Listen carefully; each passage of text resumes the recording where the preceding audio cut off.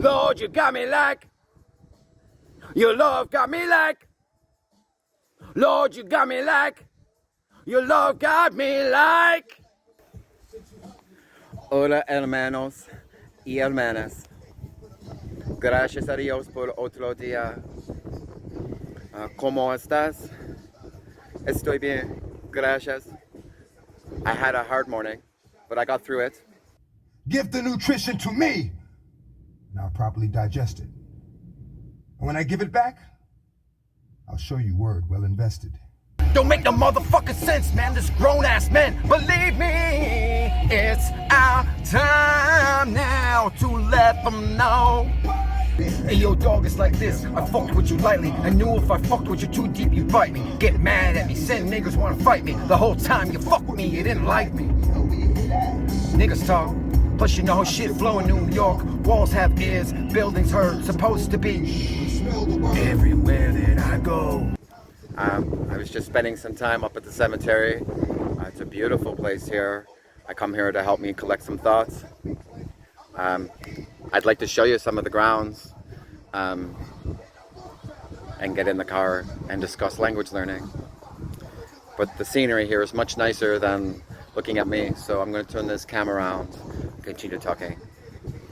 Ευχαριστώ για τον ενδιαφέρον σου. Thanks for your interest.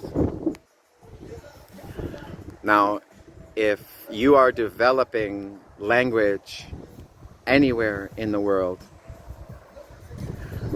I hope my open discussions about language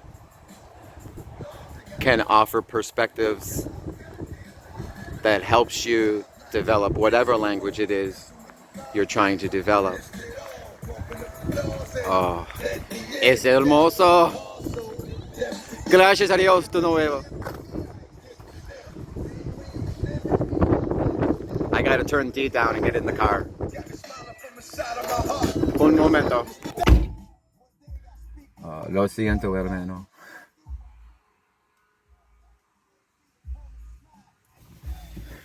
All right. Dubice. Sorry, just needed a minute. You only get one mother tongue because you only have one mother. And then you can learn all kinds of other languages. And your mother tongue will always be present. So for me, I feel like I most likely have a really thick English accent when I speak most of the languages I speak.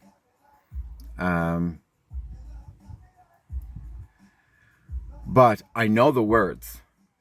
And I know what I'm trying to say. And in that comes, it doesn't matter what language you are learning. If you know what you're saying, and you know the words,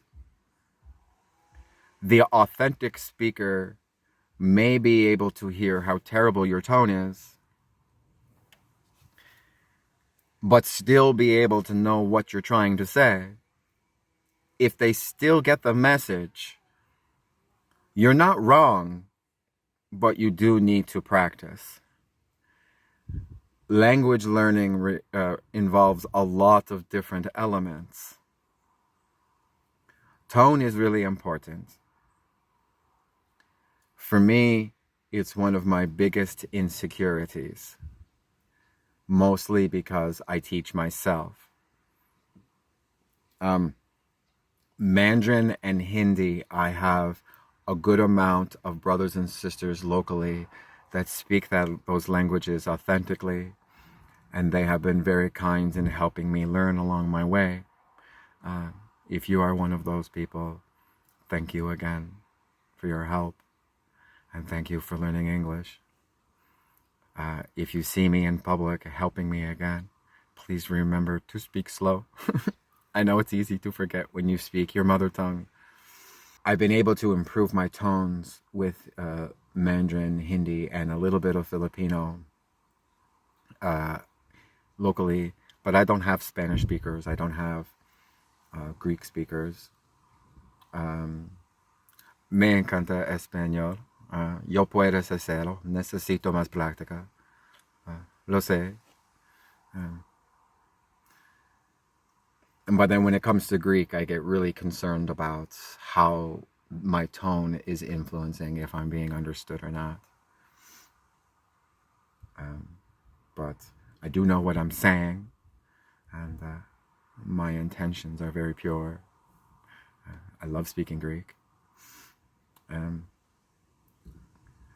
I would like to offer some perspectives about English. English speaks in hyperbole, and what that means is exaggerations. And that's what a hyperbole is. Hyperbole is just when you exaggerate what you're saying for effect. Like, I slept forever. No, you didn't. You're awake. That's just a single example. Ones that bother me, because I do have a lot of problems with English, but that hyperbole in some instances. Starving. It's very common to say you're starving in English. Chances are you're not starving. There's people that know what it means to starve. But if you're learning English and someone says you're starving, oh my goodness. Or like, depressed is another one that I don't like. If you're having a bad day, you're allowed to have you have to have bad days. That's how you learn. But just because you had a bad day, that doesn't make you depressed. There is clinically depressed people out there that don't appreciate that. But that's English. English doesn't give a fuck. I mean, it can't. But in that comes some verbal abuse, I suppose. Now, there's other languages like Mandarin and Hindi where you're not allowed to use love so loosely. You're not allowed to say, I love things, because you're not supposed to love things.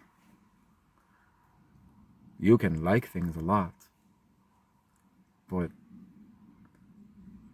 the origin of love as a word, and I do understand because I'm an English speaker, and if I was just to say, I like it a lot, it doesn't seem to satisfy me. I want to say I love it. But I also know that's my hyperbole nature. I think that there's probably a lot of English people that are speaking in their mother tongue without thinking anything of it, and I think they're probably hyperbolating a lot and exaggerating and not having a fuck about it. And it has to be, unfortunately, but thankfully, right? But I hope these are some perspectives that help you develop whatever language it is you're trying to develop.